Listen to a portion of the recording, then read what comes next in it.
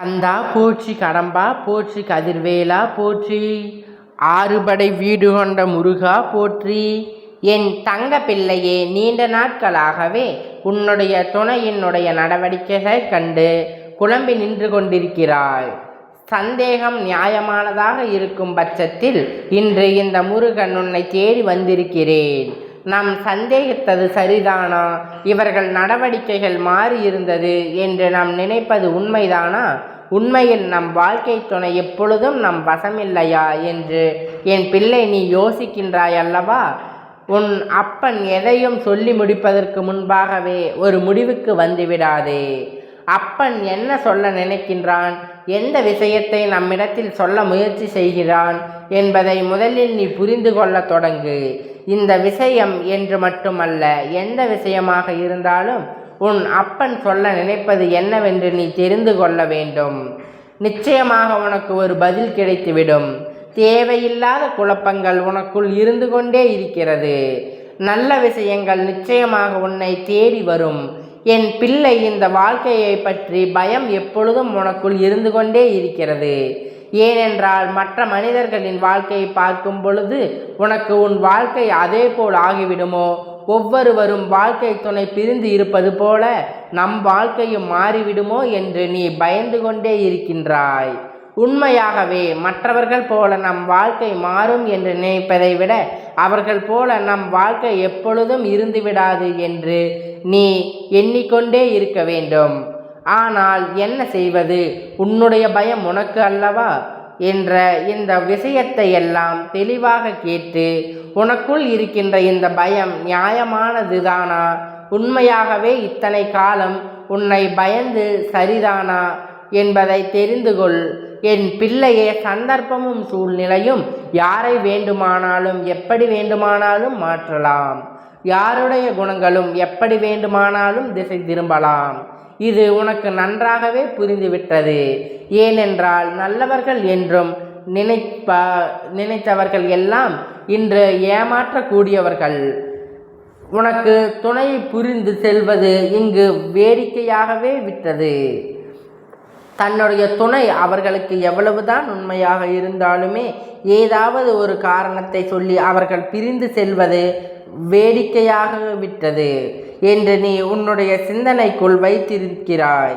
இந்த சந்தேகம் நியாயமானதுதானா இல்லையா என்று பிள்ளை, எல்லா நேரத்திலும் உன்னுடைய துணை நடவடிக்கைகளுக்கு உனக்கும் மாற்றங்கள் தெரிந்ததா, அல்லது ஏதேனும் ஒரு குறிப்பிட்ட சில நேரங்களில் மட்டும்தான் அவர்கள் உனக்கு மாற்றங்கள் தெரிந்ததா என்று சற்று நீ சிந்தித்து பார்க்க வேண்டும்.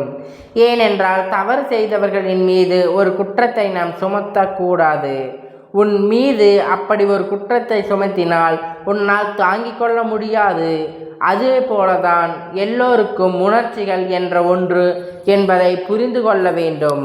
உன்னுடைய உணர்வுகளுக்கு சரியான மதிப்பு கிடைக்கவில்லை என்றால் நீ ஐயோ அப்பா என்று கூச்சல் போடுகிறாய் அல்லவா, அதுபோலதான் இருக்கும் என்று சிந்தித்துவிடு.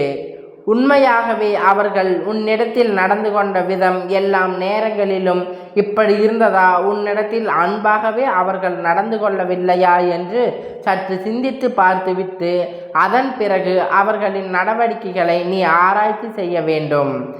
கண்டவற்றை நீ உன் துணை நடவடிக்கைகளில் இருந்து மாற்றம். உண்மை, உன் துணை நடந்து கொண்ட விதம் சற்று வித்தியாசமாகத்தான் இருந்தது.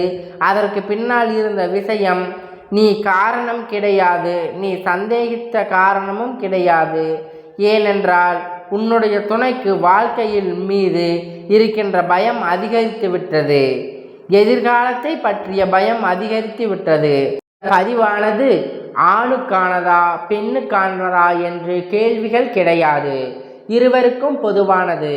கேட்டுக்கொண்டு இருப்பது ஆணாக இருந்தால் நான் சொல்கின்ற துணை உன்னுடைய மனைவியை பற்றி கேட்டுக்கொண்டிருப்பது, பெண்ணாக இருந்தால் நான் சொல்கின்றது உன்னுடைய கணவனை பற்றியது என்று நீ புரிந்து கொள்ள வேண்டும்.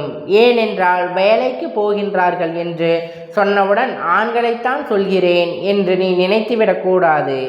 எல்லோருக்குமே இங்கு சமமான வேலை செய்கின்றார்கள். எல்லோருமே இங்கு சமமாகத்தான் வாழ்க்கையில் இருக்கின்றார்கள். கஷ்டங்களை பங்கு எடுத்து கொண்டிருக்கிறார்கள். அப்படி இருக்கும் பொழுது பிரச்சனைகள் என்ற ஒன்று வருகிறது, எதிர்காலத்தை பற்றிய பயம் வருகிறது என்றால் இரண்டும் பேருக்குமே அது பொதுவானது தானே. என் குழந்தையை, இதையெல்லாம் நீ சரியாக புரிந்து கொள்ள வேண்டிய நேரம் இப்பொழுது. அவர்களின் நடவடிக்கையில் ஏற்பட்டிருக்க மாற்றங்கள் எதிர்காலத்தை பற்றிய பயம் அதிகரித்ததால்தான் வந்திருக்கும். அவர்களின் தேடல்கள் வாழ்க்கையில் அதிகமாகிவிட்டது, போராட்டங்கள் அதிகமாகிவிட்டது.